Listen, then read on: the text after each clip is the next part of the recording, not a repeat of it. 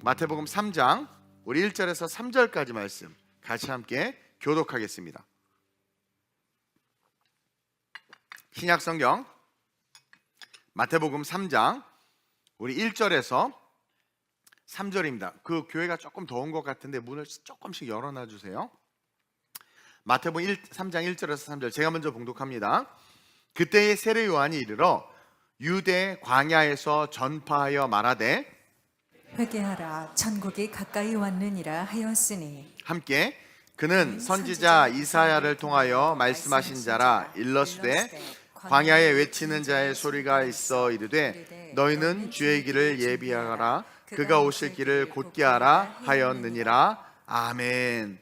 오늘 이 본문 말씀을 가지고 제목을 한번 읽어봅시다. 시작. 주의 길을 준비하라. 지금 대한민국이 참 어수선하죠, 그렇죠? 여러 가지로 시끄럽고 또 걱정도 되고 복잡합니다. 국회는 그동안 끊임없이 탄핵을 이로 말할 수 없을 정도로 연발을 하고 결국은 대통령은 계엄을 선포하는 그런 일까지 일어났죠. 그리고 또 계속해서 다투다가 결국 어제 대통령이 탄핵되는 일이 벌어졌습니다. 사실 지금 얼마나 빠르게 세상이 바뀌고 변하고 성장을 위해서 달려가도 모자른데 경제가 어려운 이런 상황에서 정치인들이 그렇게 싸우는 모습을 보면 답답하기 이루 말할 데가 없습니다. 너나 할 것 없이 앞으로 달려가서 그렇게 살아야 되는 그런 국제사회 속에서 어쩌다 대한민국이 이 지경까지 됐는지 진짜 통탄할 노릇이지만 저와 여러분들은 그리스도인들로서 이런 현상에 집중하는 것이 아니라 본질을 바라보면서 내일에 대한 기대 그리고 내일에 대한 소망을 가지고 하나님을 붙잡아야 될 줄로 믿습니다. 우울해하거나 분노가 나거나 여러 입장에 따라서 다양한 마음들이 있을 수 있지만 우리는 그리스도인이기 때문에 내일을 위한 오늘이 되어야지 어제의 일로 말미암아 오늘을 살아가는 미련한 자들이 되면 절대 안 됩니다. 우리는 어제 어떤 일이 있었든 소망이신 하나님을 바라보고 내일을 위해서 그럼 오늘 나는 뭘 해야 하고 어떠한 태도를 취하고 어떠한 삶을 살아가야 되나 고민하면서 자기의 삶을 세워야 될 줄로 믿습니다. 예레미야 29장 11절에서 13절에 보면 우리가 잘 아는 말씀이 기록되어 있습니다. 큰 소리로 읽어봅시다. 시작. 여호와의 말씀이니라. 너희를 향한 나의 생각을 내가 아나니 평안이요 재앙이 아니니라. 너희에게 미래와 희망을 주는 것이니라. 너희가 내게 부르짖으며 내게 와서 기도하면 내가 너희들의 기도를 들을 것이요 너희가 온 마음으로 나를 구하면 나를 찾을 것이요 나를 만나리라. 아멘. 우리는 예레미야 29장 11절 말씀만을 붙잡고 여호와의 말씀이라 너희를 향한 나의 생각을 내가 아나니 평안이요 재앙이 아니다. 너에게 미래와 희망을 주는 것이다.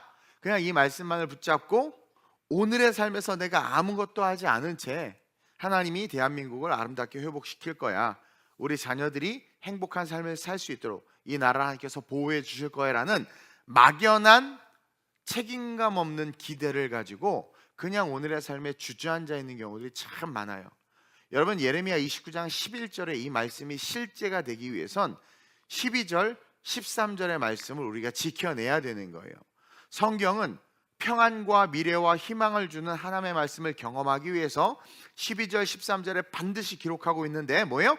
너희가 내게 부르짖어야 된다는 거예요.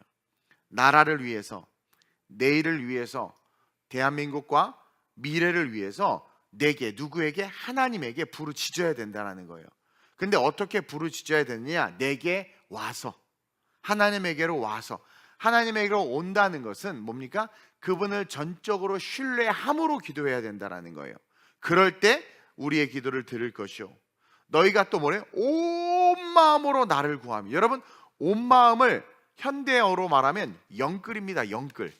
온 마음을 다하여 영끌하여 하나님을 구해야죠. 그렇게 구하고 나를 찾으면 어떻게 해요? 만나리라. 우선순위와 정말 간절한 마음을 두고 나라를 위해서 기도해야지 SNS에 욕을 쓰고 나라에 대해서 그냥 비판하고 자기의 생각을 말하는 것은 하수입니다. 그건 누구나 할 수 있고, 그리고 자기 감정 테라피 정도밖에 되지 않아요.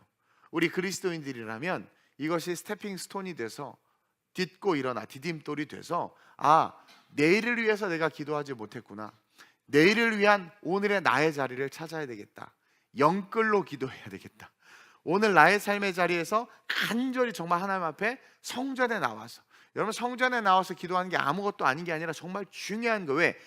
옷을 입고 준비해 저기까지 걸어 나온 것 자체를 하나님께서 기뻐하지. 그것은 마음의 태도거든요. 그렇게 나와서 기도할 때, 그럴 때 하나님께서 미래의 평안과 희망을 우리에게 준다라는 거예요. 근데 안타깝게 이스라엘 백성들이 그랬어요? 못 그랬어요? 못 그랬잖아요. 그래서 무너졌잖아요, 여러분. 이제 우리 그리스도인들은 나라를 위해서, 국민들을 위해서 다시 이 대한민국이 혼돈과 어지러움을 벗어버리고 새롭게 태어날 수 있도록 사명감을 가지고 저와 여러분들은 기도합시다. 세상 사람들처럼 뉴스 보고 이 얘기 저 얘기 낙담하면서 절망하는 게 아니라, 저는 오늘 여러분에게 도전을 드립니다. 따라합시다. 세례 요한과 같이 이 세상 한복판에 우뚝 서리라. 여러분, 이 세례 요한은요, 혼탁하고 혼돈한 유대 이스라엘 땅 한복판에 홀로 우뚝 서서 외쳤습니다. 그가 오늘 3절에 나와 있듯이 이사야 선지가 예언하는 것처럼 광야에 외치는 자의 소리가 있을 거라고 그랬어요. 근데 정말 시간이 흐른 뒤에 하나님은 광야에 외치는 자를 세워주셨습니다. 근데 그가 외칠 때 어떠한 자세로 외쳤느냐? 그는 길을 알았습니다. 길을 알았기 때문에 이 길이 맞습니다 라고 외쳤고, 그는 동시에 그 길을 알고 많은 사람들이 그 길로 올 수 있도록 길을 준비했다라는 거예요. 그러니까 가야 될 길을 알 뿐만 아니라 그 가야 될 길을 향해서 어떻게 해요? 길을 준비하는 삶을 살았다라는 거예요. 여러분, 원래 세례 요한은요, 태어나질 못했습니다. 세례 요한 자체가 이 땅에 존재할 수 없었다라는 거죠. 왜냐하면 그 아버지 사가랴과 엘리사벳은요, 아기를 갖지 못한 채 이미 늙어버렸습니다. 절망의 상황이었고 소망이 없었어요. 우리가 때때로 신앙생활을 잘해. 무슨 장로님이야, 권사님이야, 뭐 신앙 3대 5대 막 그렇게 말을 해. 근데 저분들은 왜 이렇게 삶이 저렇게 어렵지? 저분들 왜 저런 고난이 있을까라고 우리는 판단하는데, 사가랴와 엘리사벳 보세요. 신실한 신앙인이었지만 문제가 없을 수 없어요. 누구나 이 땅에서는 문제가 있는데 그 모든 문제는 하나님의 섭리 속에 있다는 것을 기억하시길 주님의 이름으로 축원드립니다. 결국 그 문제가 하나님에 의해서 만져지니까 기적이 되고 축복이 됐다라는 거예요. 어쨌든 태어날 수 없었던 그 세례 요한이 예수님이 잉태되기 6개월 전에 예수님과 동일하게 천사를 통해서 그 엘리사벳에게 이야기해 주는 거예요. 아이를 갖게 될 것이다. 이 세례 요한은요, 성령으로 잉태된 게 아니에요. 그 인간의 방법으로 잉태가 됐어요. 근데 어쨌든 그 아이가 태어나요. 그리고 그 이유를 성경은 누가복음 1장 15절 16절에, 그러니까 이 세상 한복판에 세례 요한과 같이 서 있을 수 있도록 하나님이 세우신 그 세례 요한, 오늘날로 따지면 사실은 교회고 저와 여러분들인데, 이 땅의 교회와 저와 여러분들이 세례 요한과 같이 서 있어야 되는 이유를 성경은 이렇게 이야기합니다. 시작. 이는 그가 주 앞에 큰 자가 되며 포도주나 독한 술을 마시지 아니하며 모태로부터 성령의 충만함을 받아 이스라엘 자손을 주 곧 그들의 하나님께로 많이 돌아오게 하겠습니다. 이 땅의 교회와 저와 여러분들은요, 주 앞에서 큰 자가 돼야 돼요. 너희는 나보다 더 큰 일을 감당할 수 있다고 한 것처럼 말씀에 붙잡힌 바 되고 성령의 충만함을 받아서 답이 없는 세상에 답을 주고 소망 없는 자들에게 소망을 줄 수 있는 정말 주 앞에서 큰 자, 다시 말하면 세상 앞에서 그리스도를 드러낼 수 있는 자가 돼야 돼요. 그 첫 번째가 뭡니까? 경건 아니겠습니까? 독한 술을 마시지 않는 거죠. 내가 나를 컨트롤하지 못하는 것에 묶이지 않아야 돼요. 그리고 모태로부터 성령의 충만함을 받는다는 것은 뭐겠습니까? 우리 부모 세대들이 신앙의 온전함을 가지고 거룩한 가정을 이룰 수 있어야 된다는 거예요. 그럴 때 그런 가정들이 모인 교회, 그런 가정에서 자란 자녀들이 이스라엘 자손을 주 곧 그들의 하나님께로 돌아오게 하겠습니다. 교회의 목적이 뭡니까? 잃어버린 영혼들을 주께로 돌아오게 하는 것. 그래서 돌아온 자들이 모인 공동체가 교회 아닙니까?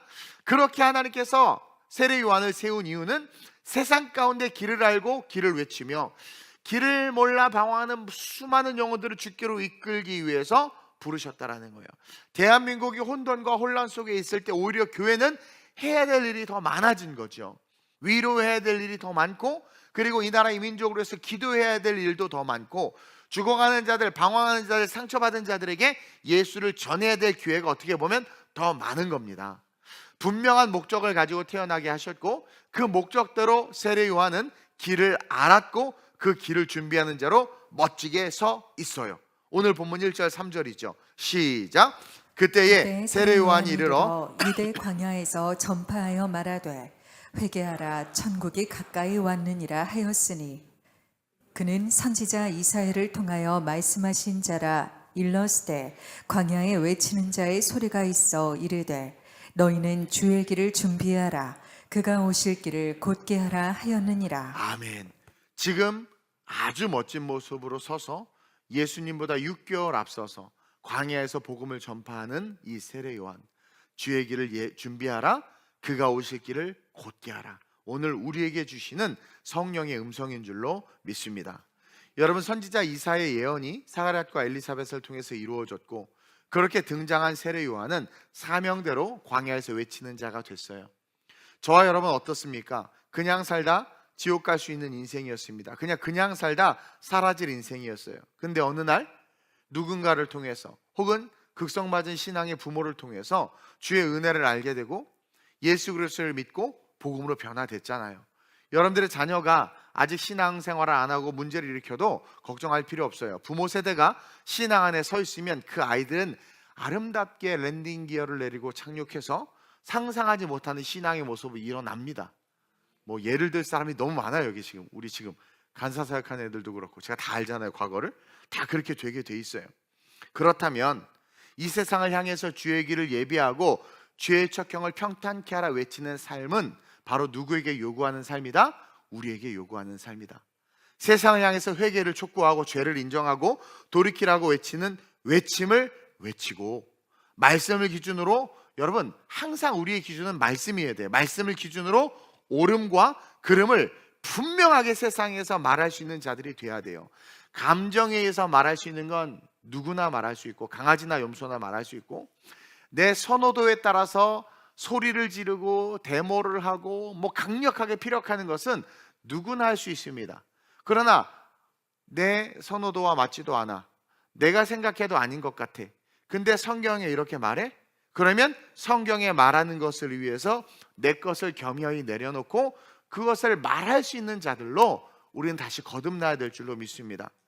여러분 그거 아세요? 이 대한민국이 지금 어지럽고 이 혼란에 이르게 된 것은 이 국제정세 전체를 볼 수 있어야 되는데, 물론 저는 이제 목사니까 영적인 것을 본단 말입니다. 미국이 국공립학교에서 체포를 없애면서, 그러면서 미국이 기독교 국가로서의 힘을 잃기 시작하고, 아이들이 동성애와 마약과 미디어의 발달로 말미암은 타락이 막 일어나기 시작했어요. 뭐 그래도 내셔널 폴리스 국가로서 미국이 경제와 함께 세상의 축을 딱 잡고 그나마 어쨌든 쭉 흘러오고 있었는데, 불과 재작년부터 미국의 거대 기독교 교단들이 동성애를 옹호하기 시작하고, 영적 거장이라고 일컫는 미국의 많은 목사님들이 세속화되고 인본주의적 기독교 세계관을 흡수하기 시작하면서 언론이나 책들의 그것들을 쓰기 시작하고, 그러면서 PCUSA부터 시작해서 미국 장로교단 다 무너지기 시작한 거죠. 감리교까지.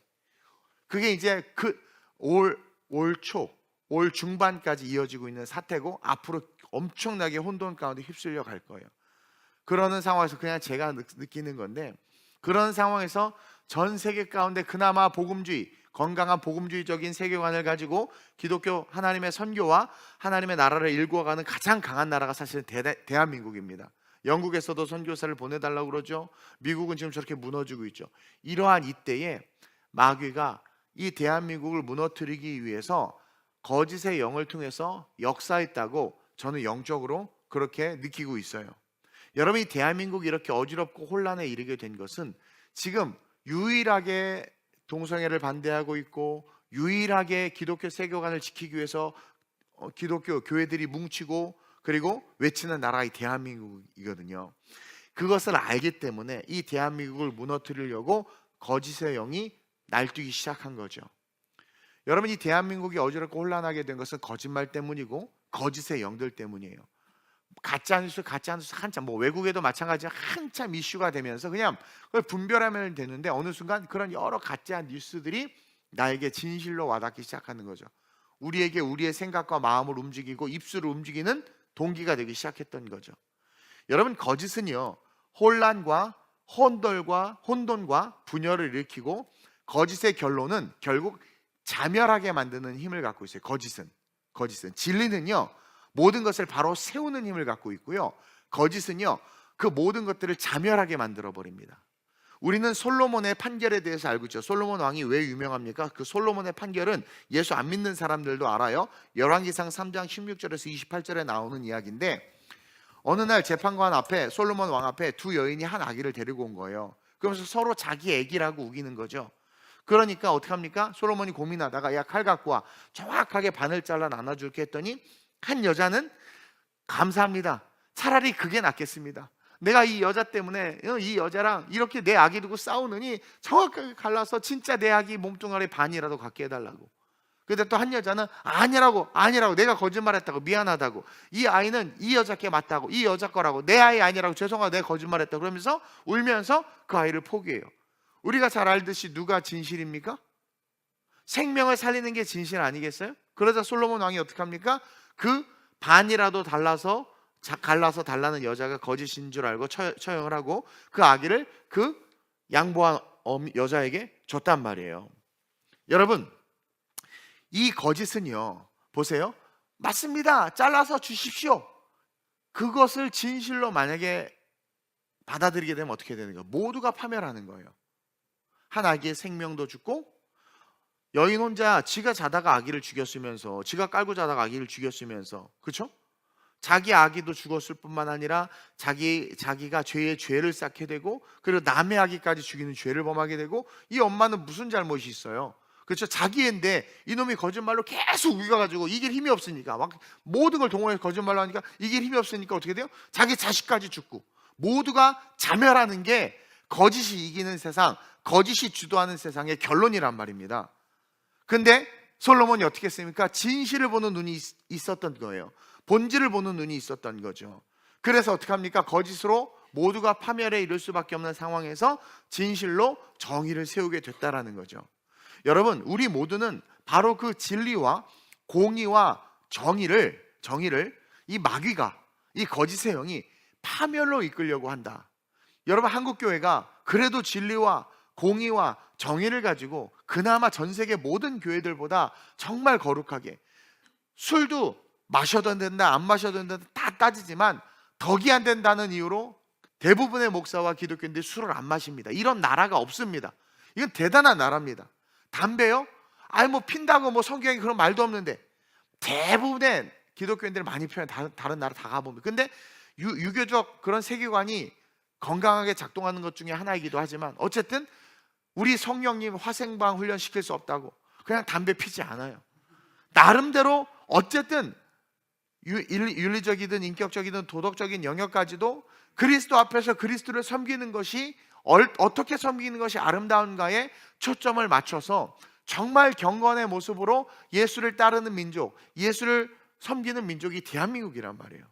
그것을 알고 마귀가 여러 차례 공격을 했지만 그래도 이 한국교회는 계속해서 부흥했단 말이에요. 근데 지금 보세요, 정치 혼란과 함께 이 위해가 무너지면 다 무너지는 거예요. 다 무너지는 거예요. 우리끼리 모여서 예배하면 되죠. 북한 보세요. 그렇게 예배하는 게 여러분 그렇게 예배할 수 있습니까? 잡혀가면 그냥 끌려가는데, 잡히면?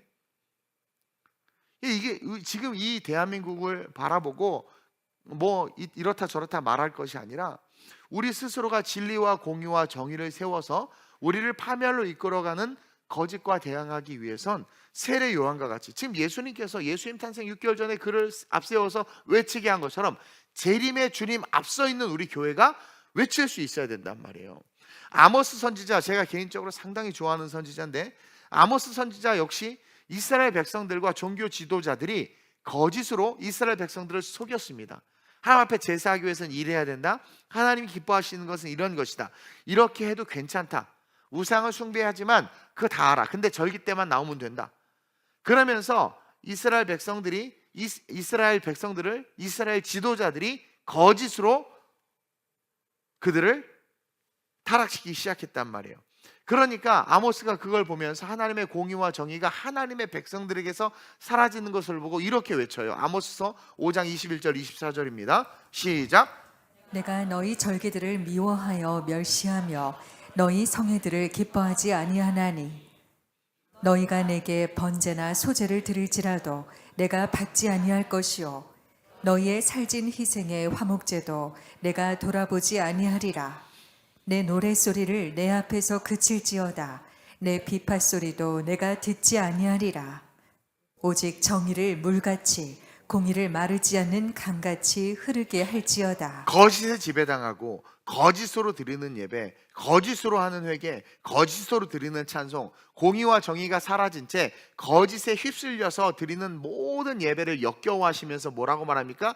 네 노랫소리를 내 앞에서 그칠지어다. 피파소리도 내가 듣지 않겠다. 다른 거 필요 없다. 오직 정의를 물같이, 공의를 마르지 않는 강같이 어떻게 하래요? 흐르게 하라. 이게 뭐예요? 다시 말하면 외치는 자가 되라. 공의와 정의를 외치라는 거죠. 외치라는 거예요. 그것이 뭡니까? 우리가 살 길이다.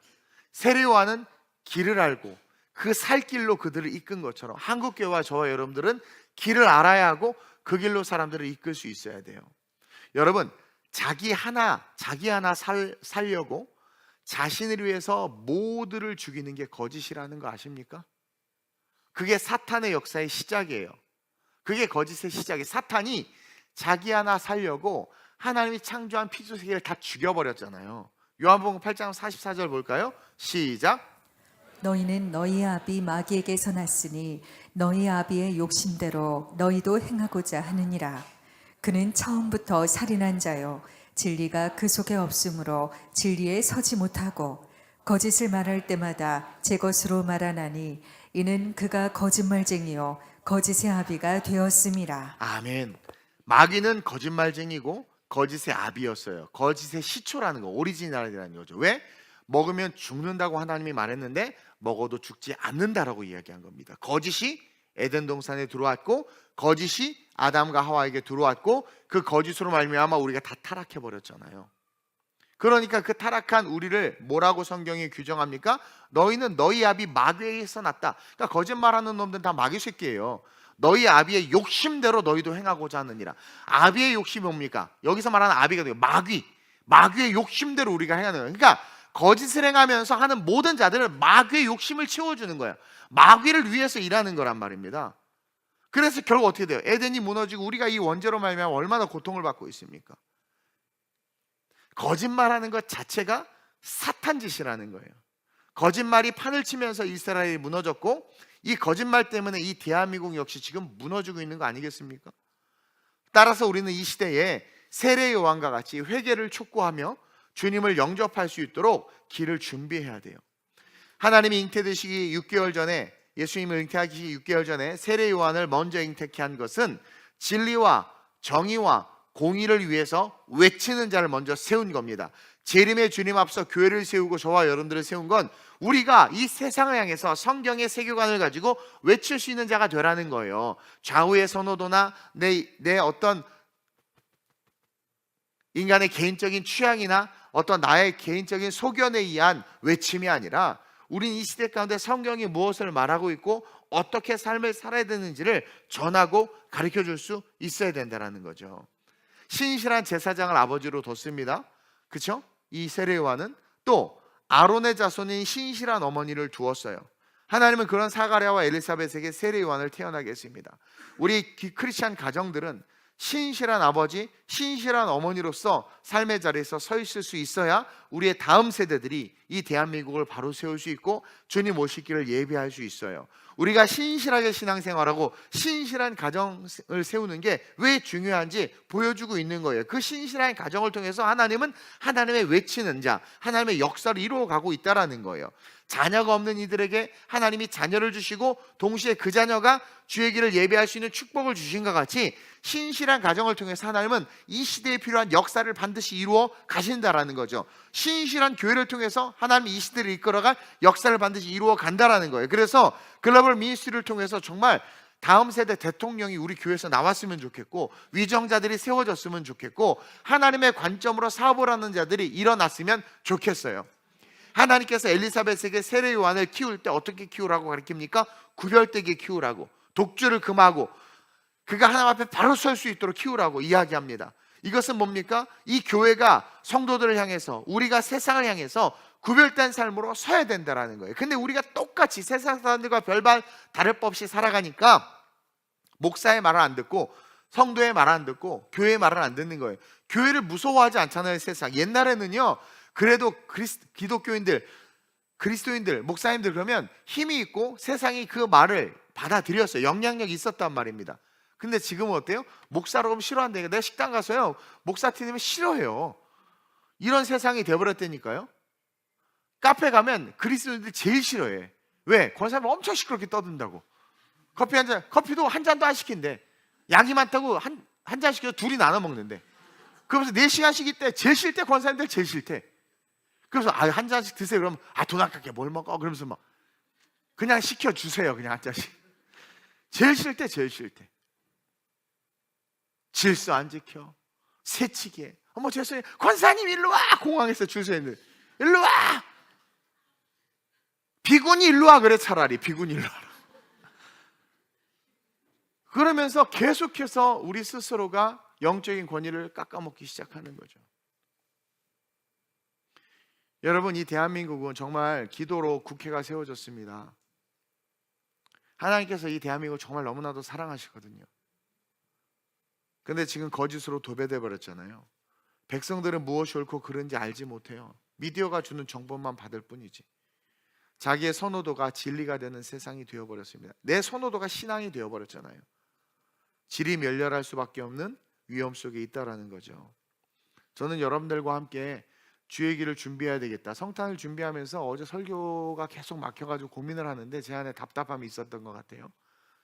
빛을 향해서 나아가는데 도대체 답답한 거죠. 성탄을 향해서 우리가 달려나가는데 도대체 무엇을 하면서 달려나가야 하는가? 길을 준비해야 되겠다. 길을 준비해야 되겠다. 분명히 주님 다시 오시는데 다시 오실 그 주님 앞에서 외치는 자들로 서 있어야 되겠다. 좀 외쳐야 되겠다. 우리 그러잖아요. 아유 뭐 이렇게 외쳐서 긁어 부스러기를 만드냐, 교회가 조용히 있어라, 뭐 한다. 말이 많잖아요. 말이 많잖아요. 12.7 예배 때도 얼마나 말들이 많았습니까? 근데 말한 그것을 비판한 목사님들 보니까 하나같이 다 자유주의 신학에 물든 자들이더라고요. 그러니까 피아가 식별이 됐지요 이번에. 어쨌든 외치는 자들, 그러니까 옳고 그름에 대해서 성경의 기준으로 외쳐야 된단 말이에요. 그러한 자들로 우리 교회도 이 땅에 서 있어야 되겠다. 단순합니다. 거짓을 배격하고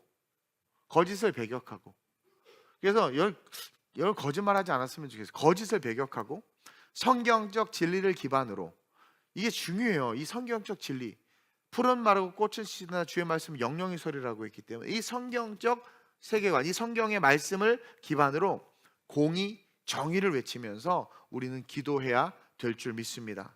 무엇보다도 정말 간절하게 이 대한민국을 위해서, 우리의 다음 세대를 위해서 기도해야 할 때가 바로 이때라고 저는 확신합니다.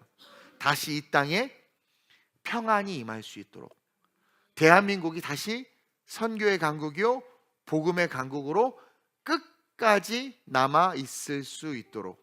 여러분, 지구를 이렇게 보면 복음의 빛이 비춰지는 나라는 이 대한민국밖에 없어요. 근데 이 대한민국이요, 바로 위에 북한 공산주의가 있잖아요. 그렇죠? 근데 이 대한민국에서 이 선교의 강국, 복음의 강국, 대한민국 2,000만, 1,500만, 1,200만, 970만, 950만, 800만, 숫자도 정확하지 않아. 이렇게 계속 줄어. 여러분 미국 기독교는 지금 완전히 초토화됐습니다. 여러분 거기 완전히 내가 존경했던 그 유진 피터슨 목사도 미쳐가지고 헛소리하고 앉아있고, 그렇게 영성을 추구했던 자들이 다 끝이 이상해져. 여러분 끝이 아름다워야 돼요. 근데 지금 한국 교회도 얼마나 문제가 많아요. 지금 이 유일하게 빛을 발하고 있는 이 대한민국이 지금 어떻게 돼요? 거짓의 영으로 뒤덮여가지고, 이번에 이런 사태 때문에 목사님들이 서로 싸우는 걸 보고 기가 찰 노릇인 거죠. 근데 비본질을 가지고 싸워. 아니 목사가 하나님 편이어야지 왜 사람 편인지를 모르겠어. 나는 거짓으로 이 대한민국이 다 뒤덮여 있고 그냥 이대로 어떻게 돼? 멸망하는 거예요. 거짓의 특징은 뭐예요? 결론은 뭐예요? 스스로 자멸하게 만드는 게 거짓입니다. 주님이 오신 성탄절을 준비하는데 이 대한민국의 시국을 보니까 마음이 편하지 않은 거죠.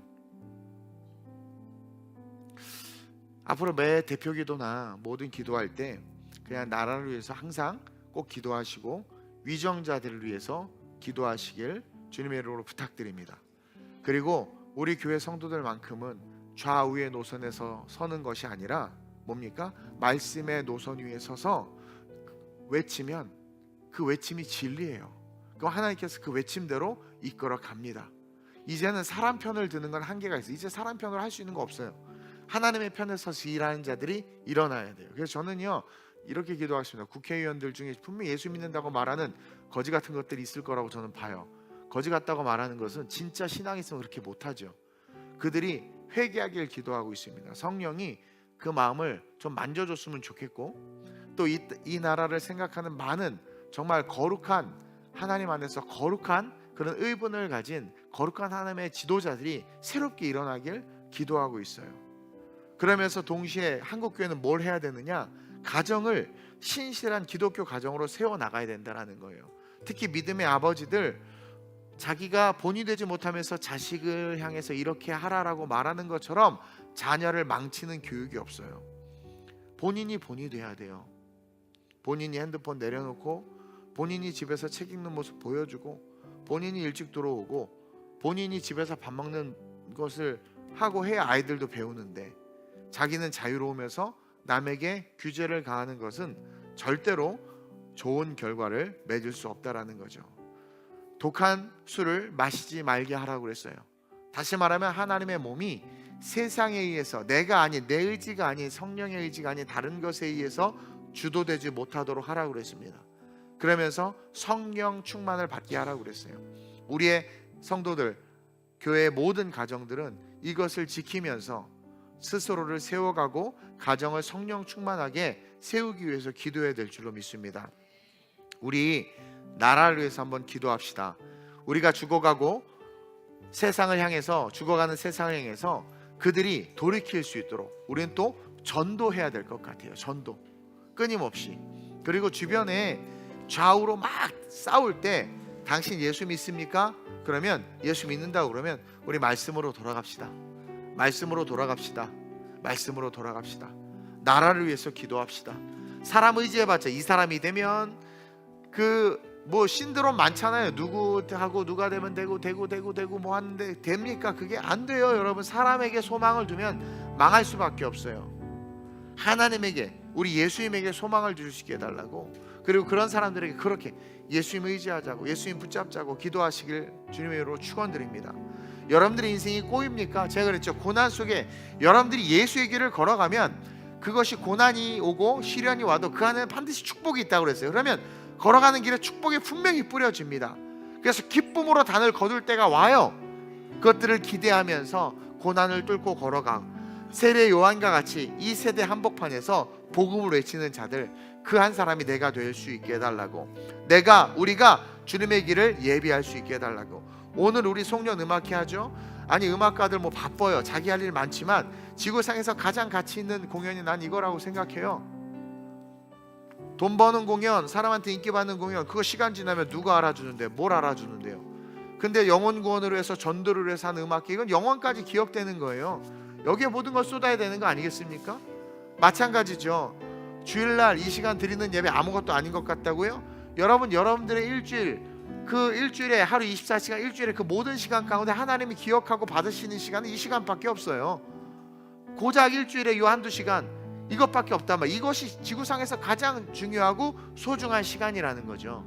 11시에 온 가족이 교회 와서 로비에서 각자 자기 예배 처소로 다 흩어졌다가 끝나고 다 같이 모여서 점심 먹고 같이 집에 가서 그 하루 주일 거룩한 안식일을 마무리하는 것, 여러분 이것처럼 하나님께서 기뻐하는 가정의 모습이 어떻겠습니까? 그런 가정들 안에서 모든 자녀들과 함께 부모가 나라를 위해서 기도하자고, 여야가 중요하지 않다고, 사람이 중요하지 않다고, 하나님이 중요하다고, 예수님만이 이 대한민국을 아름답게 세울 수 있다고. 우리가 자칫 잘못하면 여러분 교과서에 진짜 아이들 성 정체성이 흔들리는 내용들이 실리고 그런 걸 읽기 시작하고 배우기 시작하면 손 못 댑니다. 근데 그것을 기독교가 반대하는 게 왜 나쁘다고 생각하는지 모르겠어요. 누가 합니까? 정치인들이요? 그들이 하는 일은 자기 이익만을 위해서 거짓을 남발하면서 남이 어떻게 되든 미래에 어떻게 되든 그렇게 달려나가는 세상에 여러분 교회가 마지막 보루고 마지막 방파제일 수밖에 없는 거예요. 이러한 이때에 영원한 하나님의 나라를 바라보고 영원한 그 하나님의 축복을 사모하면서 정말 아름다운 우리 모든 성도님들, 정말 내년에 이름이 글로벌 처치로 바뀌잖아요. 정말 글로벌하게 내가 민족과 열방의 사도로 기도하며, 다른 건 몰라도 기도하며 하나님의 나라를 구하는 그런 기도의 사도로 내가 일어나야 되겠다, 그렇게 다짐하면서 결심하시길 주님의 이름으로 축원드립니다. 이 시간 기도합시다. 눈 감고 한번 상상해 보세요. 광야 한복판에 한 사람이 서 있습니다. 모든 것이 절망인 그곳에서 주의 길을 예비하라고, 주의 척경을 평탄케 하라고 외치는 하나님의 사람이 서 있습니다. 그의 외침으로 한둘씩 모여들기 시작합니다. 120명이 모였습니다. 그 가운데 우리 예수님이 서 있습니다. 예수님이 그 앞에 침례를 받습니다. 성령이 내려옵니다. 그리고 예수가 일하기 시작하십니다. 우리가 광야에서 외칠 때 예수가 일하실 줄로 믿습니다. 우리가 온전한 복음과 진리를 가지고 공의와 정의를 외칠 때 이제 예수님이 일하셔서 이 나라 이 민족을 아름답게 세우고 회복시키실 줄로 믿습니다. 우리가 방관하고 기도하지 않으면 여러분 차디찬 겨울을 맞이할 수도 있습니다. 또 상상하지 못하는, 우리가 전혀 예상하지 못하는 우리의 삶의 현실이 실제가 되어지는 고통 속에 있을 수도 있어요. 따라서 우리가 이 시간 예수님 일해달라고 우리가 광야에서 외치겠습니다. 우리가 광야에서 선포하겠습니다. 하나님 좌우가 아니라 오직 주님만이 희망입니다. 하나님 우리 나라를 불쌍히 여기시고 당께서 행하사 이 나라를 회복시켜달라고, 이 대한민국을 위해서 또 우리 자신을 위해서 내가 거룩한 가정을 세워가겠다고, 사가랴과 엘리사벳처럼 그렇게 가정 가운데 서 있겠다고, 내 자녀에게 신앙 양육을 잘 시키겠다고, 오신 주님 앞에 부끄럽지 않은 모습으로 준비되겠다고 오늘 말씀을 기억하면서 주님을 세 번 부르고 합심으로 전심으로 기도합니다. 주여, 주여, 주여. 하나님 광야 한복판에서 아름다운 우리 교회가 세례 요한과 같이 외치겠습니다. 아무도 없었습니다. 메뚜기와 성충만을 먹고 홀로 외치는 그에게 한 명, 두 명씩 다가오기 시작했습니다. 어느 순간 120명이 모였고 하나님 그 안에 우리 예수님이 서 계시는 모습이 보입니다. 침례를 받으러 오셨습니다. 하나님 그가 세례 요한에게 침례를 받고 성령 임하면서 이제 예수님이 유대 땅을 다니기 시작하셨고 병든 자를 고치고 귀신을 내어쫓고 가난한 자를 위로하며 천국복을 전파하셨습니다. 그리고 교회가 세워졌습니다. 그리고 성령이 모든 사람들에게 임했습니다. 우리가 해야 될 일은 이 험난한, 이 어두운, 이 혼돈의 세계 가운데 세례 요한처럼 서 있는 것입니다. 아름다운 우리 교회 우리 성도들이 세례 요한과 같이 서서 길과 진리이신 예수를 외치고 하나님 좌우가 아니라 온전히 그리스도만의 희망이고 소망임을 외치며 증거해야 될 줄로 믿습니다. 나라를 위해서 기도하되 누구 편이다가 아니라 주님 만져달라고, 주님 다스려달라고 기도해야 될 줄로 믿습니다. 하나님 사람이 아니라 오직 하나님만이 이 문제를 해결하고 이 나라를 아름답게 회복시키시고 세워주실 줄로 믿습니다. 하나님 많은 사람들이 분노하고 있고 갈등하고 있고 다툼에 또 여러 거짓에 이 나라 나라가 하나님 유린당하고 있습니다. 한국교회와 성도들이 기도하게 하시고 기도를 통해서 이 나라의 민족이 깨어나게 하여 주옵소서.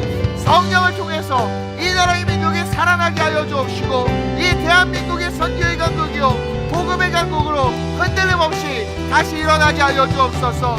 유럽의 기독교 인구가 10%도 안 됩니다. 이 대한민국도 그렇게 하나님 지리멸렬할까 두렵습니다. 다시 한번 회개하오니 우리의 무관심과 기도하지 못함과 관심 갖지 못함과 세속화됨을 회개하오니 용서하시고 다시 나라와 이 민족이 하나님의 말씀과 하나님의 공의와 하나님의 정의로 세워질 수 있도록 주여 역사하여 주옵소서.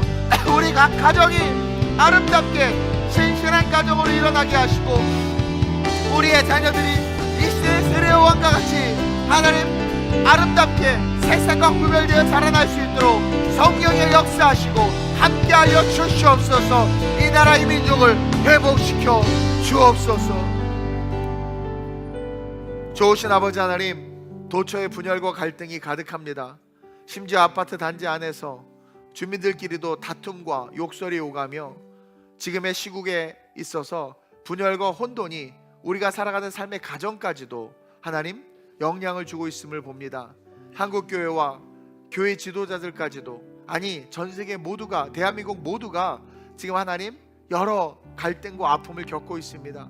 이러한 이때 하나님 우리가 그동안 나라를 위해서 기도하지 못했고 하나님 그냥 먹고 사는 문제, 우리 자신만을 생각하며 이기적이었던 것 회개하오니 용서해 주시고 다시 한번 이 광야 한복판 하나님 홀로 외쳤던 세례 요한과 같이 오실 주님 앞에서 다시 우리 교회와 우리 성도들, 이 땅의 크리스찬들이 하나님 외치는 자로 서 있을 수 있도록 인도해 주옵소서.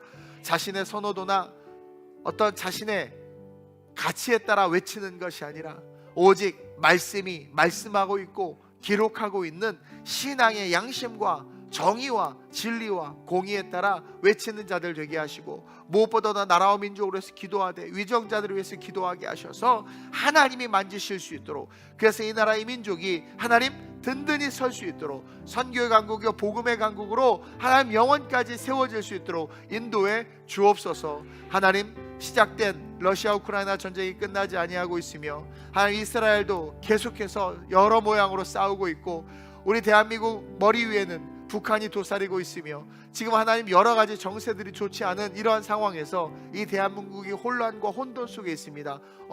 어느덧 진리와 진실은 사라진 채 거짓과 비난과 비방으로 온갖 음모론들로 이 대한민국이 완전히 뒤덮여 버렸습니다. 묻지도 따지지도 않고 들은 정보 하나가 진리가 돼서 자기의 삶을 올인해 버리는 시대가 이 시대가 되어져 버렸습니다. 이러한 이때 우리 그리스도인들은 구별되어야 될 줄로 믿습니다. 구별되게 하여 주옵소서. 하나님 우리의 모든 인간적 선호도들을 끊게 하시고 오직 주님 앞에 말씀 앞에 바로 서서 그리스도만을 의지하며 기도하게 하셔서 우리의 기도로 이 나라의 민족이 든든히 서게 하시고 하나님의 나라가 다시 한번 회복되어질 수 있도록 주님 역사해 주시옵소서. 우리 자녀들이 이 대한민국의 지도자로, 열방의 지도자로 일어나길 원합니다. 그 사역을 우리가 감당할 수 있도록 주님 역사해 주옵소서. 분명한 크리스찬이티를 가지고 하나님 영혼들을 사랑하며 오실 주님 앞에 부끄러움 없이 삶을 세워갈 수 있는 거룩한 지도자들이 우리 교회를 통해서 또 이 땅의 교회들을 통해서 배출되게 하시고 하나님 세워지게 하셔서 하나님 영광 받으시고 이 나라가 세계 선교의 마지막까지 쓰임받게 해 주옵소서. 우리 교회 또한 주께서 써주시기를 간절히 소망하며 좋으신 예수님의 이름으로 축복하며 기도드립니다. 아멘.